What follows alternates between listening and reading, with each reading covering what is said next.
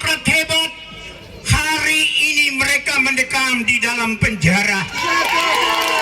Setuju. Hati saya tersayat-sayat.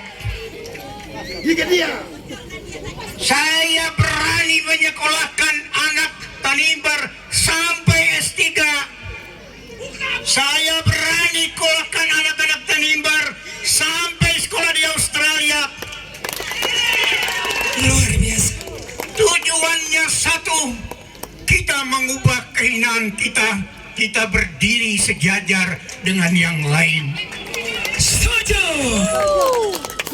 Saya bina birokrat menjadi birokrat yang baik.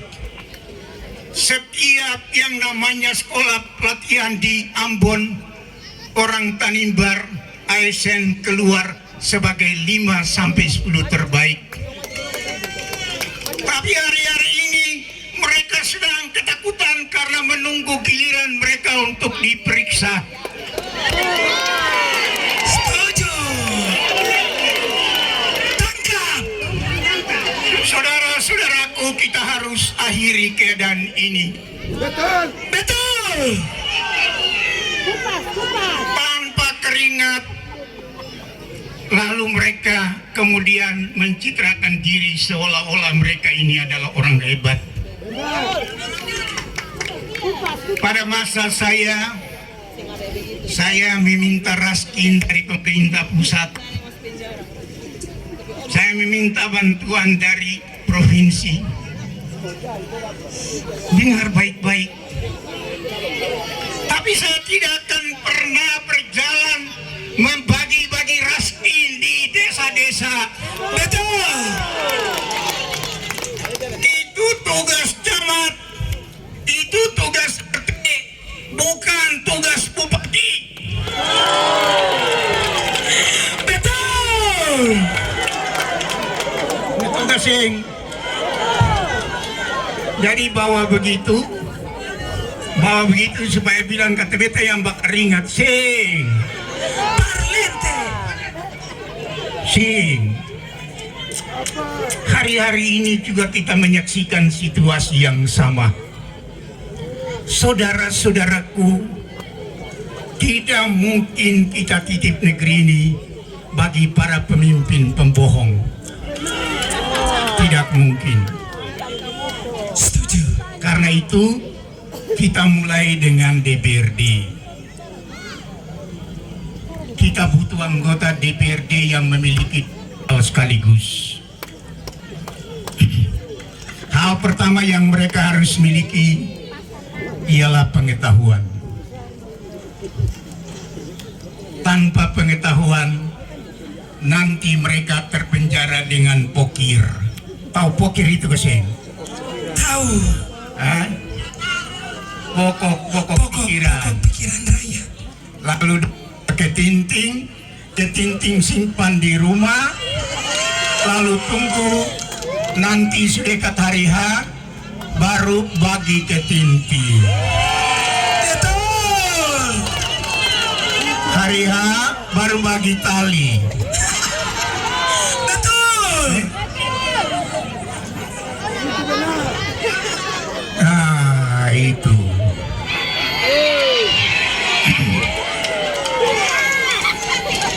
Bapak-bapak, ibu-ibu, saudara-saudaraku, kita butuh anggota DPRD yang punya hati.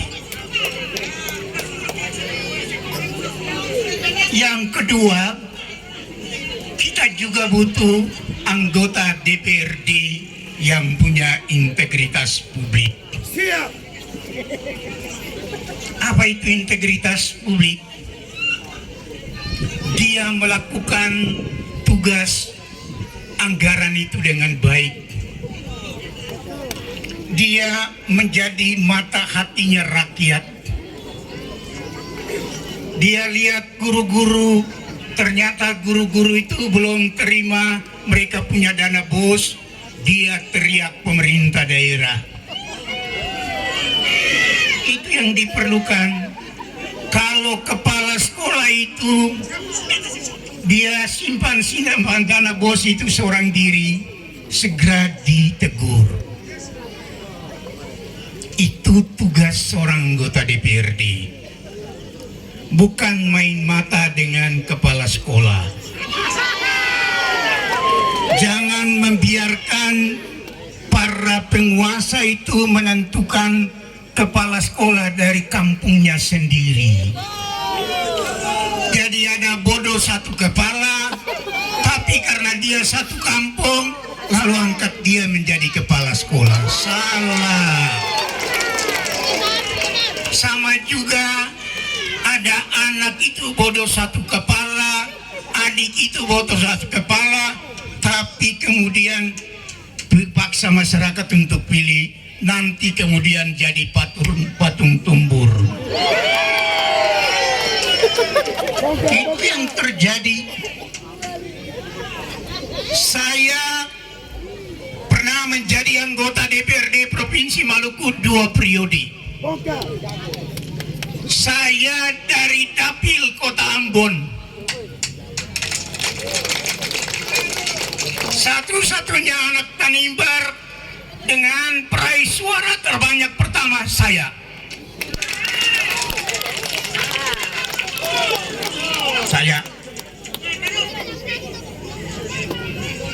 Apa artinya itu? Kita butuh anggota DPRD yang punya kapasitas sehebat Ongen Rangkore.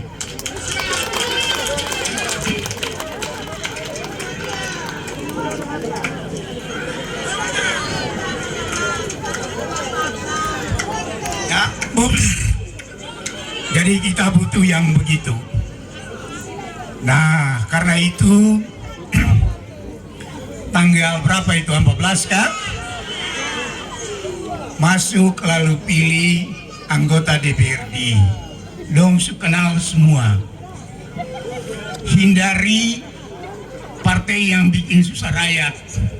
Dong tahu partai itu.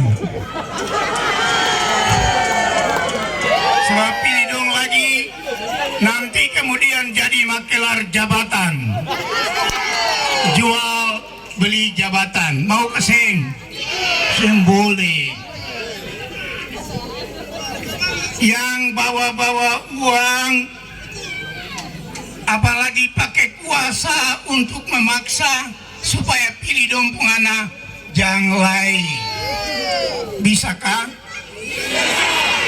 Kita harap bisa. Bukan mati banyak. Katong bikin dua dong menjadi manusia. Sebab begini, kita mau tanya, mengapa katong pakai baju? Katong pakai baju itu bukan karena katong punya aurat. Bukan. Kalau katong punya aurat, babi juga punya. Tapi mengapa babi sen pakai?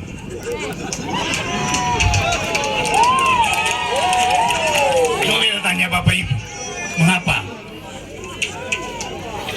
Tuhan ternyata adil. Tuhan hanya memberi rasa malu kepada manusia. Jadi kalau manusia yang sudah tidak punya rasa malu, lebih baik pakai celana. Betul gak, Seng? Pemimpin yang tidak punya rasa malu lagi, seyogianya tidak perlu berbaju. Pesan moralnya ialah pilih para pemimpin yang tahu rasa malu, yang melihat kemiskinan sebagai tamparan buat wajahnya, yang melihat anak-anak tidak sekolah baik itu penghinaan buat dirinya, yang melihat kemiskinan di mana-mana dia merasa terhina dan malu. Bukan yang cari untung sendiri lalu suka senduk nasi untuk orang lalu dia bilang saya pelayan yang hebat. Dia burung.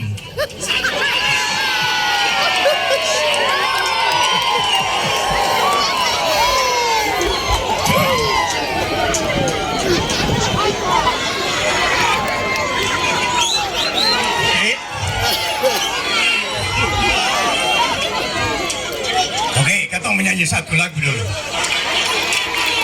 Sabar dulu, ketong menyanyi dulu.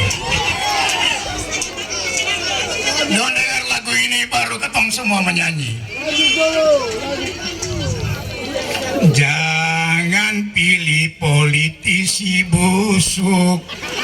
Jangan pilih politik busuk. Jangan pilih politik busuk. Tanimbar nanti susah. Coba. 1, 2, 3. Jangan pilih politisi busuk. Jangan pilih politisi busuk. Jangan pilih politisi busuk. Nanti Tanimbar susah.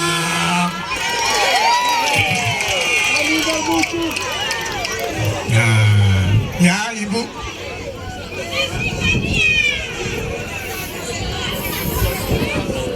Semua harga tidak bisa dijangkau, bukan saja oleh orang kecil. Di jalan poros sana juga dong bisa beli.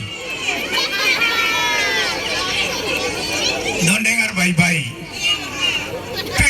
PNS juga bisa beli. Dong su bikin kredit lambung.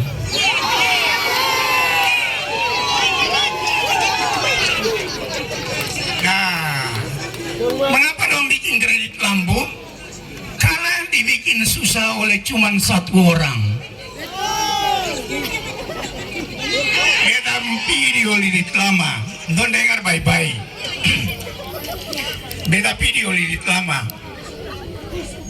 Beta memponan bilang begini, Om, dulu Om itu pernah suruh katong, tapi ternyata katong disuruh untuk campur semen tambah keritil. Katong campur sampai dada-dada sakit setengah mati. Itu betul. Saudara-saudara, mereka itu bekerja sebagai pekerja pemerintah. Bukan mereka bekerja untuk perorangan. Jadi tidak benar kalau ada ASN hanya karena takut kehilangan jabatan, lalu kemudian pergi menjadi penjilat. Betul. 10 tahun lamanya beta ajar ASN untuk menjaga dignitinya, martabatnya. Saya tidak akan memperkenankan mereka untuk melakukan pekerjaan bukan pekerjaan kedinasan. Nah itu. Tapi kemudian yang terjadi ialah kita dipaksa untuk menjadi hamba. Kita dipaksa untuk menjadi kuli. Kita dipaksa untuk menjampil diri, memerankan diri sebagai penjilat. Saya minta saudara-saudaraku, betapapun Anda mungkin tinggal di tenda-tenda, betapapun satu hari ini mungkin Anda tidak makan, tapi Anda punya harga diri yang diberikan oleh Tuhan, tidak diberikan oleh manusia kepada Anda. Karena itu jangan pernah menjadi penjilat. Jangan hanya karena jabatan Anda rela melakukan kesalahan seperti yang sekarang terpaksa harus ada di dalam penjara sana tuh. Saya minta ini semua menjadi perhatian kita. Kalau ini yang bisa kita lakukan, saya percaya kita akan memulihkan negeri ini dengan baik. 10 tahun saya tahu kesulitannya. Karena itu saya hidup apa adanya. Saya berjalan pergi keluar sana 3 bulan sekali baru saya pergi. Saya bukan pergi setiap minggu, lalu dari sini sampai Jakarta, masuk di hotel, tunggu sampai selesai kembali lagi pergi kampung dan seterusnya. Tidak. Saya tidak pernah punya ajudan yang berangkat dengan saya. Dia bawa tas saya sampai di atas tangga pesawat, dia kembali lagi. Mengapa? Karena saya tahu susah terlalu banyak di negeri ini.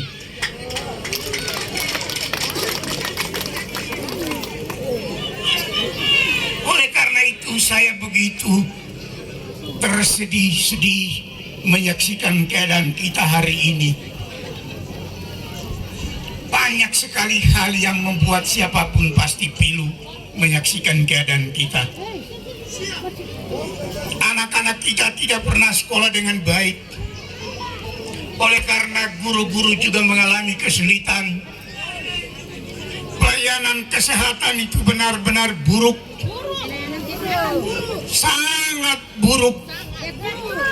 Orang masuk rumah sakit pergi untuk mengakhiri nafasnya di sana. Padahal ada begitu banyak pilihan yang bisa kita buat. Tapi itulah yang terjadi. Mengapa? Karena motif mencari untung itu terlalu besar. Saya sampai di muka rumah saya itu ada got besar. Got itu hanya menyimpan rumput-rumput saja.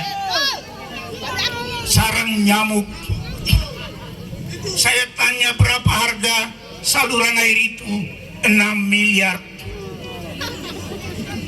Padahal saudara-saudaraku yang saya kasih rumah sakit sangat memerlukan dana seperti itu.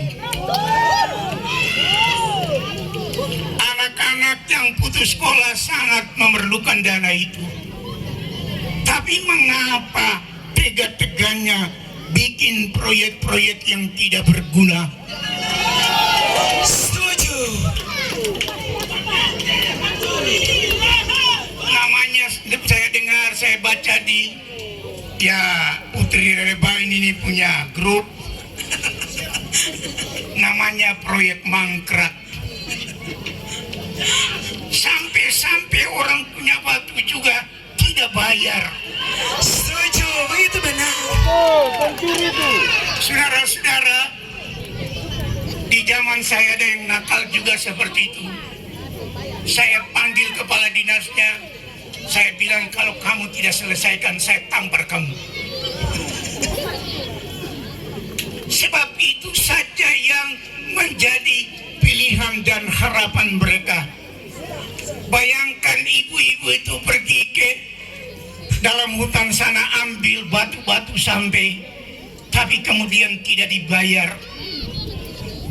Alasan apapun, seorang pejabat pemerintah daerah punya tugas melindungi rakyatnya. Setuju. Bukan ikut mempreteli rakyatnya. Tapi herannya para pemimpin seperti itu masih angkat muka di kota ini. Saya katakan itu tidak benar itu. Saya rintis kerjasama dengan Kementerian SDM, lalu anak-anak Tanimbar itu mereka pergi ke sekolah di Cepu. Hanya angkatan pertama saja, angkatan terbaik pertama dan terakhir. Mengapa? Saya tidak pernah menyertakan kepentingan diri saya. Saya suruh tes itu 10 kecamatan dan 10 orang dari kecamatan itu yang dikirim ke sana. Setelah saya pergi, justru para pejabat punya anak itu yang disekolahkan di sekolah itu. Anak-anak petani nelayan buruh dan seterusnya.